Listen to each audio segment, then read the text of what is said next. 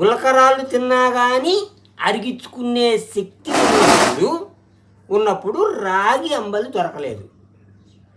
ఇప్పుడు వజ్రాలు తిన్నా తరగని అంత ఆస్తి ఉండి కూడా రాగి అంబలే తాగాల్సిన పరిస్థితి వచ్చింది అని అల్లూరు రామలింగయ్య గారు చెప్పారు ఒక వీడియోలో. దాన్ని చూసి మీరు కూడా మనం ఎంత సంపాదించినా లాస్ట్కు తినాల్సింది ఇదే ఆరోగ్యం. హలో ఫ్రెండ్స్, ఇక్కడ నేను రాగి సంగటి తయారీ విధానం చూపిస్తాను. ప్యూర్ రాగి సంగటి, తాతమ్మల కాలం నాటి రాగి సంగటి. తాతమ్మల కాలం నాటి రాగి సంగటి అని ఎందుకన్నాను అంటే, ఎలాంటి బియ్యం లేకుండా, ఎలాంటి నూకలు లేకుండా ఓన్లీ రాగి పిండితోనే రాగి సంగటి తయారీ విధానం పక్కా కొలతలతో చూపిస్తాను కాబట్టి ఈ వీడియోని క్లియర్గా చూడండి ఫ్రెండ్స్, ఎండింగ్ వరకు చూడండి. చిన్న చిన్న టిప్స్ పాటిస్తే మనం కూడా సింపుల్గా ఈజీగా రాగి సంగటి తయారు చేసుకోవచ్చు ఫ్రెండ్స్. వెనకట కాలంలో మా అమ్మమ్మలు కానీ తాతమ్మలు మీన్స్ మా తాత వాళ్ళ అమ్మ వాళ్ళు కానీ ఇలా ప్యూర్గా మాత్రమే ఎనిపేవాళ్ళంట. ఇప్పుడు ఎవరైనా కానీ సగం బియ్యం తీసుకొని సగం పిండి తీసుకొని ఎనుపుతున్నారు. అంటే వెనక కూడా పక్కా కొలతలు తెలిసేది కాదు. ఉజ్జాయింపుగా ఎసురు పెట్టుకుంటారు, ఉజ్జాయింపుగా పిండి పోసి ఎనుపుకునేవాళ్ళు. ఇక్కడ నేను పక్కా కొలతలు చెప్తున్నాను. 1 గ్లాసు పిండికి 2 గ్లాసులు వాటర్ కావాలి. పిండి కూడా తలకొట్టి తీసుకోవాలి, బాగా నిండా కాదు.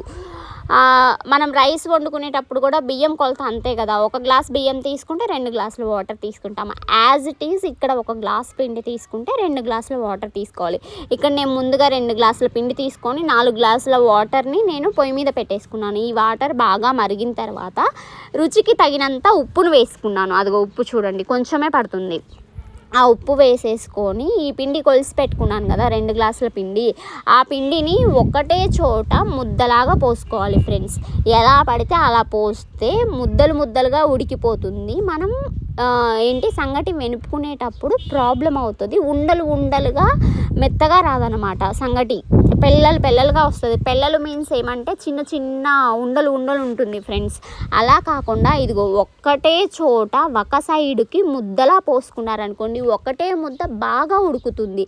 ఇలా ఉడకటం వల్ల మనం వెనుపుకోవడానికి ఈజీగా ఉంటుంది. అలా వెనపగానే సింపుల్గా అయిపోతుంది ఫ్రెండ్స్.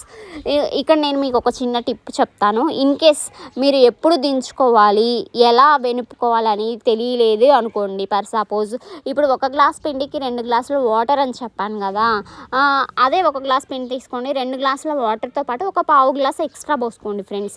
ఆ పావు గ్లాస్ వాటర్ ఎందుకు ఎక్స్ట్రా అన్నాను అంటే, ఇంకొంచెం ఎక్కువ ఉడికించినా కానీ మనం ఈ రాగి సంగటిని ఇంకొంచెం ఎక్స్ట్రా ఉడికించినా కానీ ఎసురు ఉంటాయి కాబట్టి మనం వెనుపుకున్నప్పుడు కరెక్ట్గా వస్తుంది.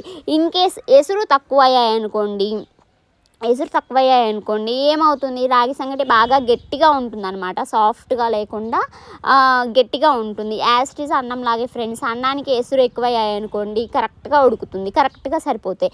ఇన్ కేస్ వాటర్ తక్కువయ్యాయనుకోండి అన్నం గట్టిగా ఉంటుంది కదా. ఈ రాగి సంగటి కూడా అంతే. కానీ ఇక్కడ ఏమంటే మనం ఎప్పుడు దింపుకొని కరెక్ట్గా యాజ్ ఇట్ ఈజ్ ఎప్పుడు దింపుకోవాలో తెలియదు కాబట్టి ఒక పావు గ్లాస్ ఎక్కువ వేసుకున్నారనుకోండి, ఇంకొక 2 మంటలు ఎక్కువ తగిలినా కానీ ఉడికించుకోవడానికి బాగుంటుంది, మనం వెనుపుకోవడానికి చాలా ఈజీగా ఉంటుంది ఫ్రెండ్స్.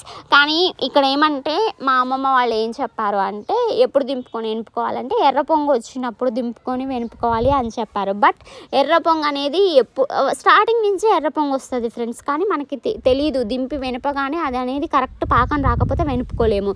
ఎర్ర పొంగుతో పాటు ఇక్కడ చూసారా వీడియోలో, అన్నము ఎలా అయితే ఉడుకుతుందో గుడ పైకి చిందుతుందో అలా ఇది కూడా ఉడకాలి. ఎర్ర పొంగుతో పాటు బాగా పైకి చిందేలా ఉడకాలి. అండ్ దట్ ఇక్కడ వాటర్ ఉన్నాయి కదా, ఆ వాటర్ కూడా థిక్గా మారిపోతుంది ఫ్రెండ్స్. ఈ పాకం అంతా ఎలా వస్తుందంటే బాగా థిక్గా ఎర్రగా వచ్చేస్తుంది, బాగా ఉడుకుతుంది అనమాట. ఉడికిన సౌండ్ ఆటోమేటిక్గా మీకు తెలిసిపోతుంది. అన్నం గంజొంచేటప్పుడు ఎప్పుడైతే గంజొంచడానికి ఇలా పైకి చిందేస్తుంది కదా, అప్పుడు ఇది ఎప్పుడైతే ఒక్కసారి చిందగానే దించకూడదు, పైకి ఇలా చిందాలి. గుర్తుపెట్టి ఇది చూడండి, క్లియర్గా వీడియోని గమనించండి. ఇలా చుట్టుపక్కల అంతా చిందుతుంది. అబ్జర్వ్ చేస్తున్నారా మీరు? ఇట్లా ఇక్కడ వాటర్ కూడా చూసారా ఎంత తిక్కుగా ఉందో, అండ్ ఎర్ర పొంగు అనేది వచ్చేసింది.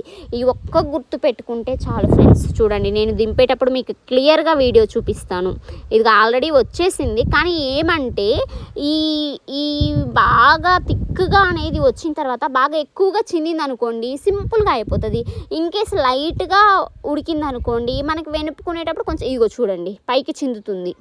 ఇదిగో ఇదే చూపిస్తున్నాను అనమాట మీకు వీడియోలో. ఇదిగో ఇట్లా పొగలు వచ్చేస్తుంది అనమాట. ఇదిగోండి ఇట్లా పైకి చిందేస్తుంది. ఆ ఒక్కటి బ్లైండ్గా గుర్తు పెట్టేసుకోండి ఫ్రెండ్స్. ఎనపడం చాలా ఈజీ. ఇదిగో చూసారా, ఒక్క చోటే కుప్పలా పోసుకోవాలని చెప్పాను. ఒక్కటే గడ్డు ఉందనుకోండి, మనం ఈ తెడ్డుతోటి ఇలా నలపగానే శుభ్రంగా ఎనిగిపోతుంది.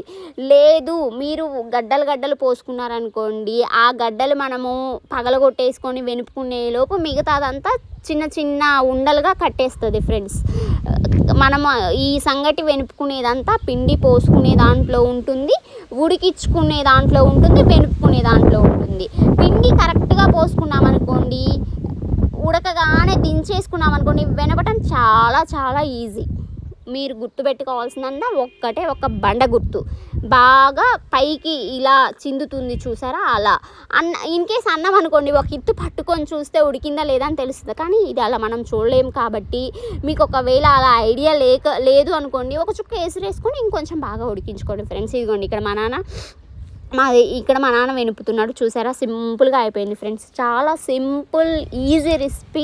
అదిగోండి ఫ్రెండ్స్ చూసారా, అయిపోయింది అనమాట రాగి సంగటి. అంతే సింపుల్. కేవలం ఒక 5 రూపాయల పిండితో రాగి ముద్దను తయారు చేసుకోవచ్చు ఫ్రెండ్స్. 5 రూపాయల పిండి ఎందుకు చెప్పాను అంటే, నేను చూపించాను కదా గ్లాస్ కొలత, ఆ గ్లాసు 100 గ్రాముల పిండి పడుతుంది.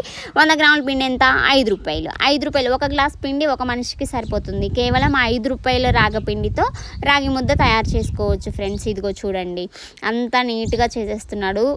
వాటర్ కొంచెం తక్కువ అయ్యాయి అనుకోండి, కొంచెం గట్టిగా వస్తుంది. వాటర్ కరెక్ట్గా కొంచెం ఎక్కువైనా కానీ ఏం కాదు, మీగడలా వెన్నలా కరిగిపోతుంది. చూడండి మాది ఎంత సూపర్గా వచ్చిందో అసలుకి. అదిగో చూపిస్తాడు చూడండి, అదిగోండి ఫ్రెండ్స్ సూపర్గా ఉంది. అలా నోట్లో వేసుకుంటే ఇలా కరిగిపోద్ది. ఎలాంటి చిన్న ఉండలు కూడా లేదు ఫ్రెండ్స్. జస్ట్ 5 రూపాయల పిండి రాగి ముద్ద, అంతే సింపుల్. థ్యాంక్ యూ ఫ్రెండ్స్ ఈ వీడియో చూసినందుకు. Thank you so much. నీకు ఇది నేర్చుకోవాలని ఎందుకు అనిపించింది అసలుకి? ఎలా ట్రై చేసావు? అల్లురాలంగా చెప్పారు ఏమని? గులకరాలు తిన్నా గానీ అనిపించుకునే రోజులలో తినటానికి రాగి అంబలు దొరకలేదు. ఇప్పుడు వజ్రాలు తిన్నా గానీ తరగని అంత ఆస్తి ఉండి కూడా తినటానికి ఈ రాగంబలే తినాలి పరిస్థితి వచ్చింది. అలాంటి సిచ్యువేషన్, బీపీ షుగరు ఇలాంటివి ఉన్నప్పుడు ఇదే మందు. అందుకని నేను చూసా. మనం ముందే తర్వాత ఇప్పుడు అడావుల్లో డబ్బులు సంపాదించుకొని ఏదో కూడబెట్టి ఏదో చేద్దాం అనుకుని లాస్ట్గా ఆరోగ్యం పాడు చేసుకొని ఏమి తినకుండా ఇది చేయించుకొని తినాల్సిన పరిస్థితి. అదేదో ఇప్పుడే ఒక మన ఆహారంలో ఒక ఏదో ఫాస్ట్ ఫుడ్ గాను, టిఫిన్ లాగాను, ఒక ఇదిగా ఫాస్ట్ ఫుడ్ గా దోశలు ఇడ్లీలు అలా తినే బదులు ఒక పూట మీరు చేసుకున్నారనుకోండి, షుగర్లు కానీ బీపీలు కానీ ఏవి మన జోలికి రావు. ఏ మందులు వాడాల్సిన అవసరం లేదు. ఎంతో ఖర్చు కాదు.